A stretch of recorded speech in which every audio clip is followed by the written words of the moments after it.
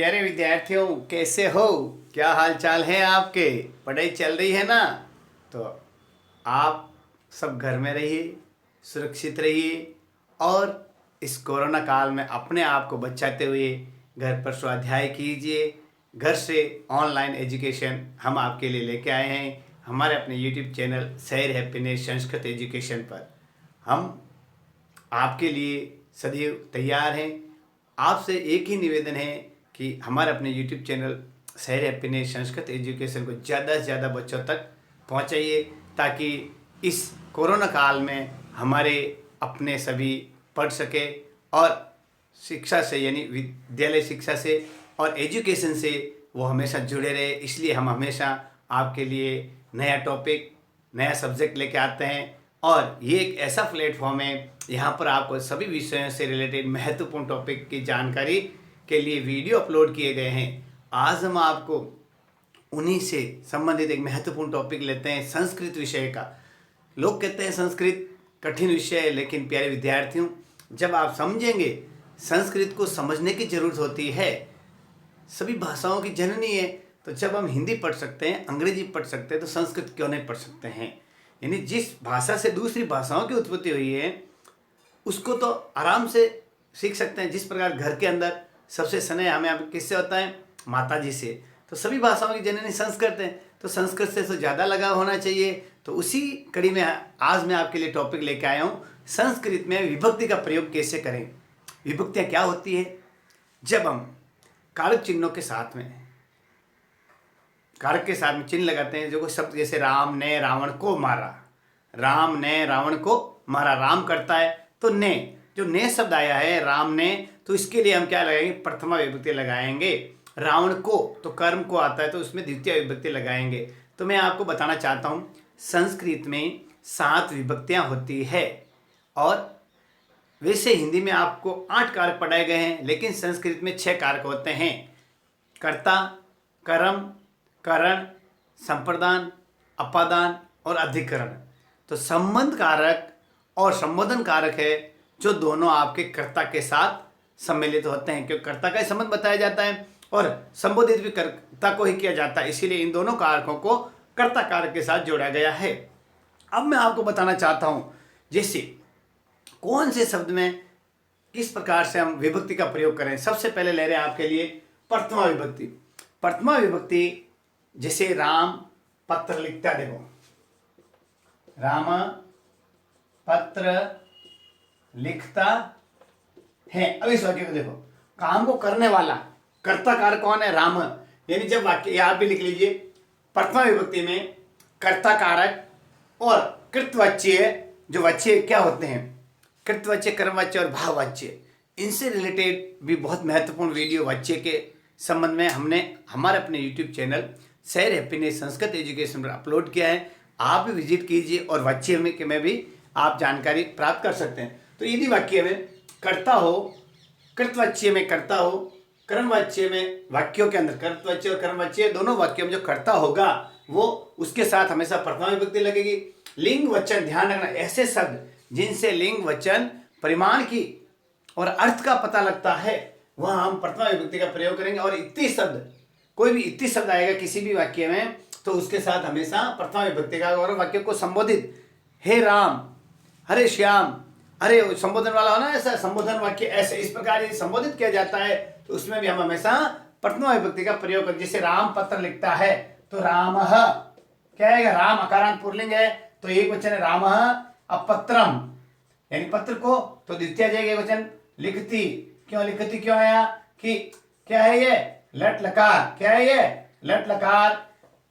लट लकार प्रथम पुरुष एक वचन, तो पट प्रति लिखती, तो राम पत्रम लिखती। इस प्रकार जब हमने ये शब्द देखा पहला, तो पूछा जा सकता है राम पत्रम लिखती शब्द में, राम शब्द में कौन, रेखांकित शब्द में कौन सी विभक्ति है? तो आपको बतानी है प्रथमा, क्योंकि इस कार्य को करने वाला कर्ता राम है। यह हम प्रथमा विभक्ति का प्रयोग करते हैं।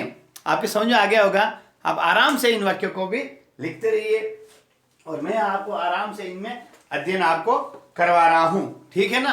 अब आप देखिए आगे, जैसे हम आपको बता रहे हैं कि प्रथमा विभक्ति का प्रयोग हम कहाँ कहाँ कर सकते हैं, ठीक है ना? अब देखो, कृतवाच्यम जैसे राम पत्रम लिखती, तो कृतवाच्यम कौन काम कर रहा है? राम। अब कर्मवाच्य के अंदर देखो, रामायण ग्रंथ पठ्यते, मैंने कर्मवाच्य बताया। देखो ये कृतवाच्य तो गया, राम पत्रम लिखती, कर्ता भी हो गया।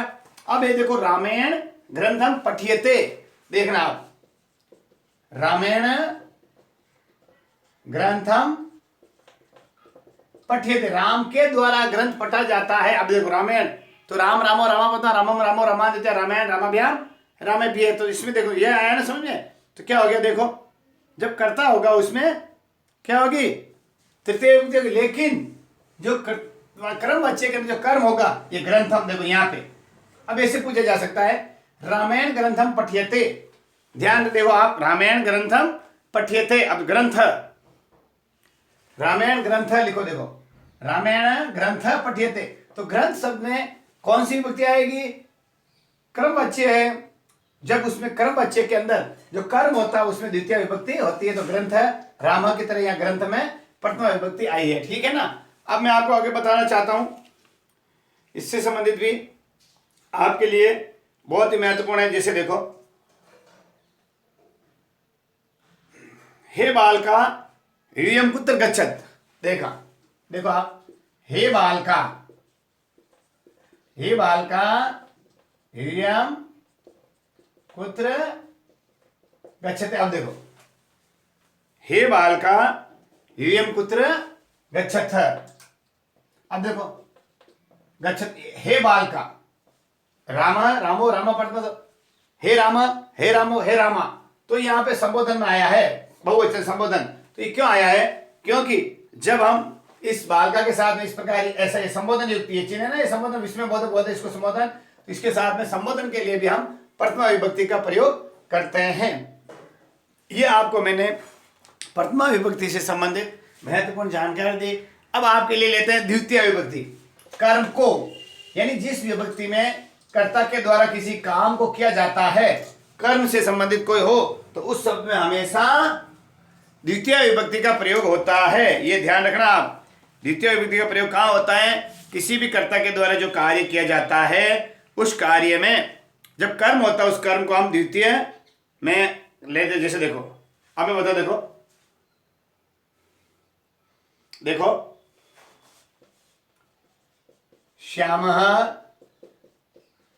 ग्रामम गच्छति, देखो श्यामः ग्रामम गच्छति, जो श्याम करता है, कर्म ग्राम है, तो ग्राम की राम रामो रामा पड़ता रामम, तो ग्रामम अकारांत पुल्लिंग है, तो जो ग्रामम शब्द है यहाँ पे गांव को, ये को जैसे राम, देखो श्याम गांव को जाता है, या सीधा बोलते तो गांव जाता है, तो को क्या होता है? साइलेंट होता है, तो गांव को तो करता नहीं होता, तो कर्म को, जब को शब्द का जो चिन्ह होता है उसको संबोधित करने के लिए द्वितीय विभक्ति की वजह से ग्रामम, तो श्याम ग्रामम गच्छति, यानी कर्म को बताता है।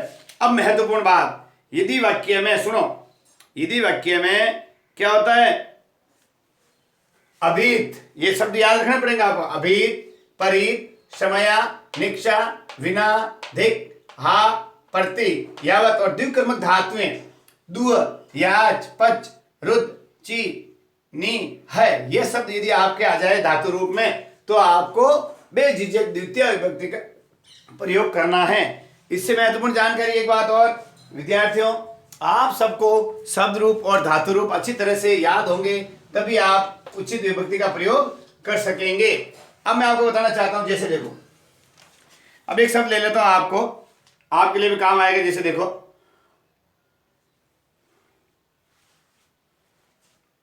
आगे देखो,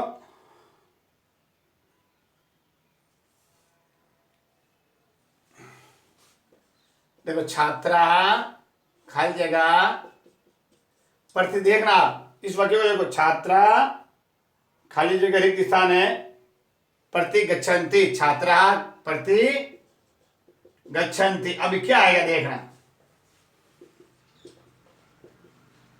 विद्यालय, विद्यालयस्य या विद्यालयम। अब आपको देखना पड़ेगा, छात्रा खाली जगह प्रति गच्छन्ति, ये प्रति शब्द आ गया है, तो कहाँ है प्रति? ये रहा प्रति, यानी अभीत, परीत, समय, निक्षा, विना, धिक, हा और प्रति शब्द आ जाए तो आपको द्वितीय विभक्ति, अब आपको द्वितीय विभक्ति शब्द रूप की भी आनी चाहिए। तो विद्यालय करार पुल्लिंग, तो राम की राम रामो रामा, तो विद्यालय विद्यालय, विद्यालय रामम तो विद्यालयम, तो क्या होगा द्वितीय एक वचन विद्यालयम। तो इस रीति से हम क्या आएगा, छात्रा विद्यालयम प्रतिगच्छति। इस प्रकार जब आपको, अब जैसे आगे चलो, आपको धातु जैसे देखो, धातु के लिए देखो, दु याज पच, दु याज पच देखो, तो क्या होता है, पच यानी पकाना, दू यानी दूहना। देखो शब्द हिंदी शब्द बता रहा हूं, दू यानी दूहना, गोपाल गावम दोगती, यानी गोपाल गाय से दूध दूहता है, याच यानी मांगना, सुरेश महेश से मांगता, तो सुरेश महेशम पुस्तक याचते, पच यानी पकाना, याचक तंडुलान ओदनम पचते, दंड यानी दंड देना, प्रच यानी पूछना, रुत यानी रोकना, रुत यानी रोकना, ची यानी चुनना। ये जो शब्द बता रहा हूं, जी यानी जीतना, ब्रू यानी बोलना, शास यानी कहना, मत यानी मथना, मुश यानी चुराना, नी यानी ले जाना। देखो नी यानी स अजाम ग्रामम नयति। अब देखो, देखो सह अजाम ग्रहम नयति। देखो वह बकरी को क्या गांव ले जाता है, तो नए धातु नयति यानी ले जाना, नी का जो रूप बनेगा वो नी धातु से नयति ले जाता है, तो नयति ग्रहम, जो ग्रहम शब्द आया है वो क्या आएगा, द्वितीय विभक्ति से संबंधित आएगा। इस प्रकार आपको ये ध्यान रखना, आपको ये महत्वपूर्ण बात ध्यान रखनी है कि द्वितीय के लिए अभीत परीत समय निक्षा विनाधिक हा प्रति और द्विकर्मक धातुओं में आपको द्वितीय विभक्ति का प्रयोग करना है। ठीक, अब आगे चलते हैं तीसरी। तृतीय विभक्ति भी आपके लिए बहुत ही महत्वपूर्ण भूमिका अदा करती है। तृतीय विभक्ति में क्या होता है, सुनना, से द्वारा, से और द्वारा किसी के मार्फत हम काम करता है, तो करण कारक यानी करण यानी से द्वारा किसी के द्वारा कोई कार्य किया जाता है, तो हम क्या करते हैं, कार्य की सिद्धि के लिए जो सबसे अधिक सहायक होता है उसमें करण कारक होता है। तो यानी साधकम करणम, अर्थात इस सूत्र से कर्ता कारक में और करण कारक में हमेशा तृतीय विभक्ति होती है। जैसे देखो, जागृति कलम से लिखती है, ध्यान हिंदी में बताया, जागृति कलम से लिखती है, तो हिंदी में क्या, संस्कृत में क्या हो गया, जागृति कलमैन। तो कलमैन क्या हो गया, राम रामा रामा पढ़ता, रामम रामा रामादित्य रामायण, तो क्या हो गया, जागृति कलमैन, तो रामायण कलमैन लिखती, कलम से लिखती है। इस प्रकार जो से द्वारा से संबंधित आता है उसमें हम करते हैं। अब आगे बताना चाहता हूं, देखो क्रमवाच्य और भाववाच्य बता। देखो क्रमवाच्य और भाववाच्य का जो कर्ता होगा, क्रमवाच्य और भाववाच्य का जो कर्ता होगा उसमें हमेशा क्या होएगा, तृतीय विभक्ति आएगी कर्ता में। जैसे देखो, रामायण लेख लिख्यते, देखो रामायण लेख लिख्यते। अब देखो राम के द्वारा लेख लिखा जाता है, तो रामायण यहाँ पे जो कर्ता शब्द है इसमें हमेशा तृतीय विभक्ति का प्रयोग होता है। ऐसा क्यों कि जो लिख्यते हैं, राम के द्वारा लेख लिखा जाता है, ये कौन सा वाक्य हो गया, कर्मवाच्य, यानी कर्म को प्रधानता दी गई है। तो कर्मवाच्य में आपको ये इस प्रकार वाक्य जो करता होगा उसमें ये अपन उससे किस में करेंगे, क्रमवाच्य वाक्यों में जो करता है उसमें हमेशा तृतीय विभक्ति का प्रयोग करेंगे। आया समझ। अब देखो सह शाकम सार्थम, ये आगे समझे, सह शाकम सार्थकम, ये सब जब आ जाए तो आपको तृतीय विभक्ति का प्रयोग करना। जैसे जनक पुत्रेण स गच्छति, देखो जनक पुत्रेण सह गच्छति, सह सह शब्द आते हैं, आपको क्या करना है, जो कर्म है बीच वाला शब्द उसमें आपको कौन सी बतानी है, तृतीय विभक्ति का प्रयोग करना। तो जनक पुत्रेण सह गच्छति, आगे समझे, ये पुत्रेण शब्द है, इसमें पुत्रेण तृतीय विभक्ति है, तो यार सह शब्द के योग से, सह है ना, इसके योग से तृतीय विभक्ति बनती है। अब महत्वपूर्ण, अति महत्वपूर्ण अंग विकार। देखो अंग विकार में क्या था, कान, नेत्रेण कान, पादेन खंज, स पादेन खंज अस्ति, एक पैर से, तो और स पादभ्याम खंज अस्ति, यानी दोनों पैरों से लंगड़ा है। तो आपको समझ आ गया, यानी क्या हो गया, अंग विकार से संबंधित, कान, कान से बहरा है तो बधिर, पैर से लंगड़ा है तो खंज, सिर से गंजा है तो खलवाट, और अंधा है तो अंध भी लिख सकते हैं। आया कान, अंध, खलवाट यानी सिर से गंजा, खंज यानी लंगड़ा, बधिर यानी बहरा। जब अंग विकार से संबंधित आ जाए तो आपको तृतीय विभक्ति का प्रयोग करना है। अलम और हेतुवाची, अलम यानी मना के लिए जब अलम आता है, जैसे देखो किसी को मना कर दिया जाता है, उसमें हम किसमें कहते हैं? अलम के लिए। जैसे अलम हसीनैन, अलम विवादेन, अलम विवादेन, देखो अलम विवादेन। तो अलम के योग से हमेशा तृतीय विभक्ति का प्रयोग करते हैं हम, ठीक है। हेतुवाची जिसके मार्ग पर, जैसे हम देखो किस ये जटाओं से तब से प्रतीत होता है। हेतु यानी किसी के हिसाब, जैसे किसी की पोशाक देख के हम तो क्या कहें? सह जटा भी तापस प्रतीयते। ओके, आगे समझे। ये हमको आपके लिए जो महत्वपूर्ण बात है, आपको और हमको बहुत ही महत्वपूर्ण ध्यान रखना होगा कि तृतीया के लिए सह साकम सार्थम अलम और अंग विकार से संबंधित जो शब्द आएंगे उनसे हमेशा तृतीय विभक्ति का प्रयोग किया जाएगा। चतुर्थी संप्रदान के लिए, संप्रदान यानी के लिए, तो चतुर्थी विभक्ति के लिए हम क्या करेंगे? जब हम चतुर्थी विभक्ति का प्रयोग करेंगे तो इसमें किसी के लिए दान यानी दानम, संप्रदान यानी दानम, दान देने, किसी को देने के लिए जो शब्द आएगा उससे योग से हमेशा चतुर्थी विभक्ति का प्रयोग होगा। जैसे देखो भक्ताय रामायणम रोचते, अब रुच धातु, दानम रुच स्प्रे क्रुद नम स्व स्वस्तिक सोदा वसट कथाय निवेदय दृश्य और द्र, ये शब्द आपको इसमें सबसे महत्वपूर्ण है। नमा, नमा और रुच, दानम नमा रुच स्प्रे क्रुद, क्रुद होना भाई। अब आप समझे ये जो शब्द है ध्यान रख लो आप चतुर्थी विभक्ति के लिए। रुच, दानम, नमा और क्रुद और स्व स्वदि सोदा वसट, ये शब्द आते हैं तो आपको चतुर्थी विभक्ति का प्रयोग करना है। जैसे देखो रामाय नमः, रामाय नमः। अब रामाय शब्द के अंदर चतुर्थी विभक्ति आई, क्या ये क्यों आई? इस नम धातु के योग से। आगे समझे, नम धातु के योग से चतुर्थी विभक्ति का प्रयोग होता है।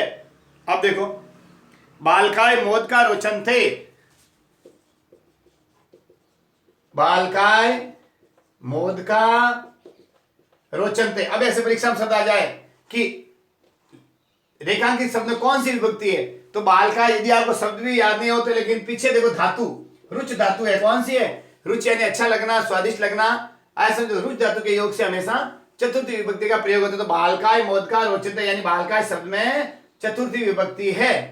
आया समझे? रामाय रामाभ्याम रामाभ्याम चतुर्थी होता है ना, बालकाय मोदकम रोचते चतुर्थी विभक्ति एक वचन। इस प्रकार आपको ये ध्यान रखना है कि कौन कौन से जो मुख्य शब्द हैं उनमें हम चतुर्थी विभक्ति का प्रयोग करते हैं। दानम रुच स्प्र क्रुत नम स्व स्वधि स्वधा वसत कथय निवेदन और दुस्वर, इससे ये जो शब्द आएंगे आपको उसमें चतुर्थी विभक्ति का प्रयोग करना। आगे लेते हैं पांचवी, अपादान से अलग, यानी जब कर्ता, जिससे किसी जो मुख्य कर्ता है वो एक पद से दूसरे स्थान पे यानी अलग हो जाता है, सेपरेटेशन जिससे कहते हैं कोई वस्तु एक दूसरे पृथक अलग हो, तो वहां अपादाने पंचमी यानी अलग होने के योग में हम अपादान से अलग पंचमी विभक्ति का प्रयोग करते हैं। और धातुओं में भय रक्ष जुगुप्सा भू रित प्रकृति बही पूर्व प्राग पृथक और परम, ये शब्द आ जाए तो आपको पंचमी विभक्ति का प्रयोग करना है। अब देखो वृक्षात पत्रम पतन्ते, देखो वृक्षात पत्रम पतति। अब देखो ये वृक्षात में कौन सी विभक्ति है भाई? पंचमी विभक्ति। कौन सी है? क्यों कि पेड़ से पत्ता गिरा यानी अलग हो रहा है, सेपरेट हो रहा है, तो अलग होने के भाव में पंचमी विभक्ति का प्रयोग करते हैं। ठीक, अब देखो बालक सिंहात विभेति, देखिए आप बालक सिंहात विभेति, तो बालक सिंह से डरता है, तो विभेति भय, विभेति यानी भय, भय के योग में हमेशा पंचमी विभक्ति का प्रयोग होता है। अब रक्ष, रक्ष या रक्षा करना, नृप दुष्टात रक्षति या त्रायते, राजा दुष्ट से रक्षा करता है, रक्षात और भय विभेति शब्द जब आ जाते हैं तो आपको पंचमी विभक्ति का योग प्रयोग करना। जुजुप्सा, ये लिखा जुगुप्सा अर्थात आपको बताना, जुगुप्सा घृणा करना, विराम करना, प्रमाद, असावधानी, जिन शब्दों के साथ घृणा की जाती है उनमें पंचमी विभक्ति। जैसे देखो महेश पापात जुगुप्त से, जुगुप्त से आते ही आपको, जुगुप्त से आते ही पता चल गया ये है पंचमी विभक्ति का चिन्ह है। अब उसके बाद में आगे बताना चाहे जैसे पूरम पृथकम, ये जो बता रहा हूं ये जो शब्द है, जैसे देखो रित शब्द है, पूरम परागम परम। अब देखो ग्रामात प्राक आश्रम अस्ति, ग्राम से पहले आश्रम है, प्राक यानी पहले, तो क्या हो गया ग्रामात, ग्रामात प्राक आश्रम अस्ति। अब देखो ग्रामात, ग्राम शब्द में पंचमी विभक्ति क्यों आई?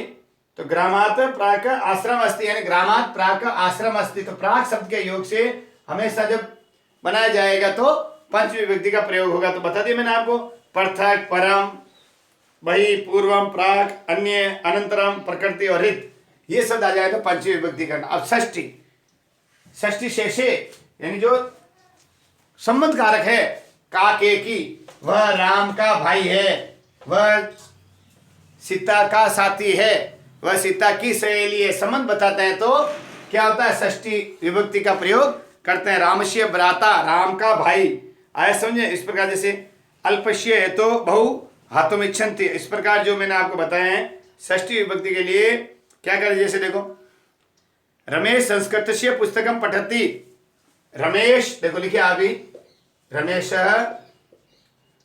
संस्कृतस्य पुस्तकम पठति, रमेश संस्कृत की पुस्तक पढ़ता है।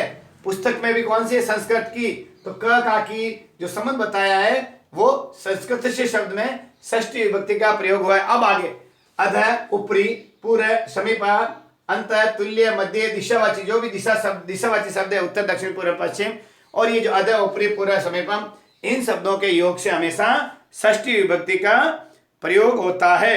जैसे देखो, वृक्ष के नीचे बालक सोता है, क्या होगा? वृक्षस्य अध बालक शेते, लिखिए आप देखो, वृक्ष के नीचे तो वृक्षस्य अध, देखना वृक्षस्य अध बालक शेते,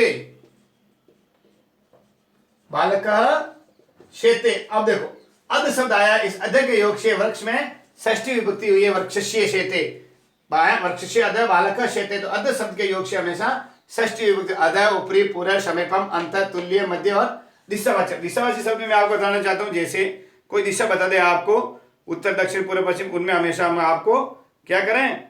षष्ठी विभक्ति का प्रयोग। जैसे ग्रामस्य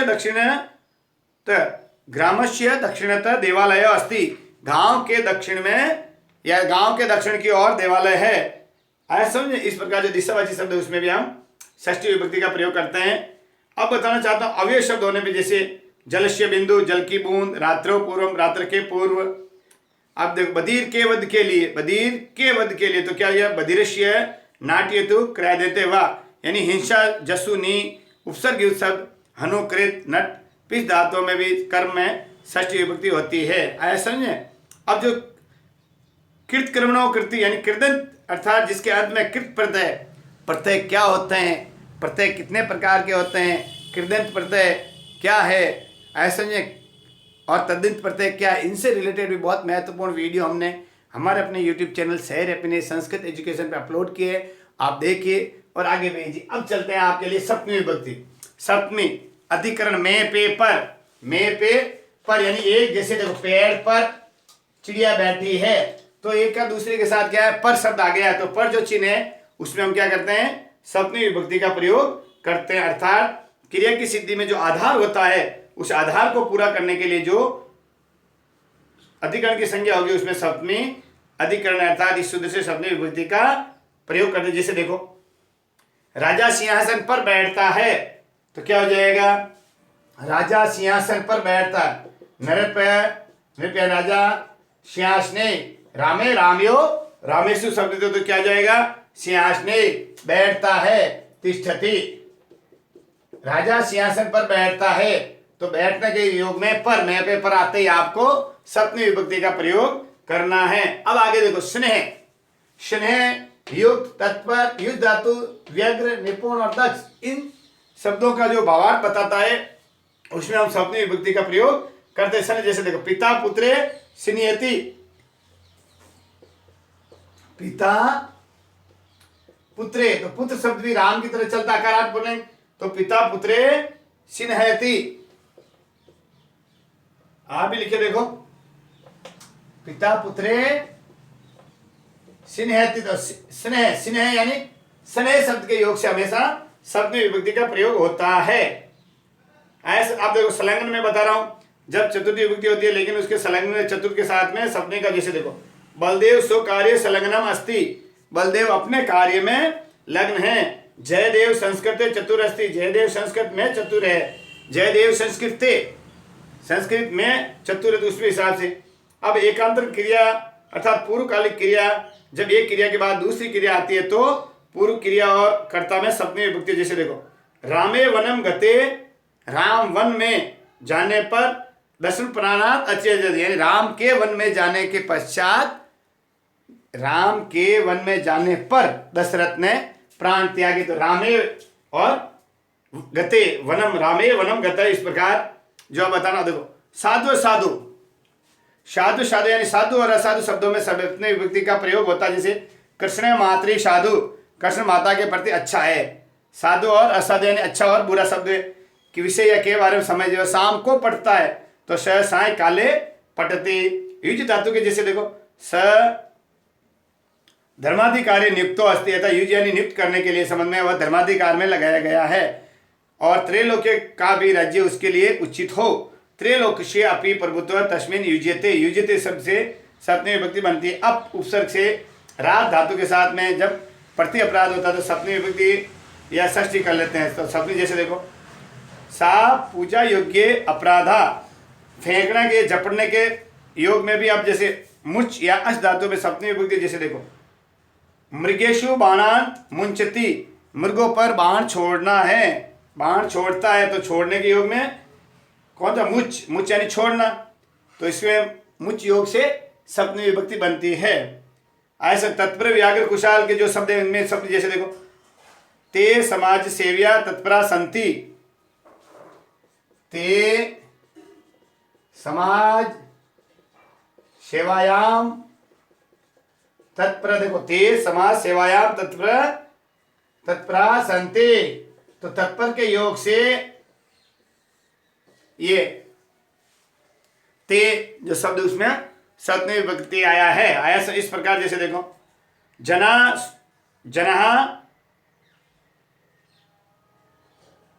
गृह कर्मणि व्यापृता संति, यानी लोग गृह कार्य में संलग्न है। अब प्रश्न कैसे बनते हैं, अभित शब्द से योगे विभक्ति भवति, अभित शब्द के योग से कौन सी विभक्ति बनती है, प्रथमा द्वितीय तृतीय चतुर्थी। तो अभित शब्द देखते हैं, आपको द्वितीय विभक्ति बताते हैं।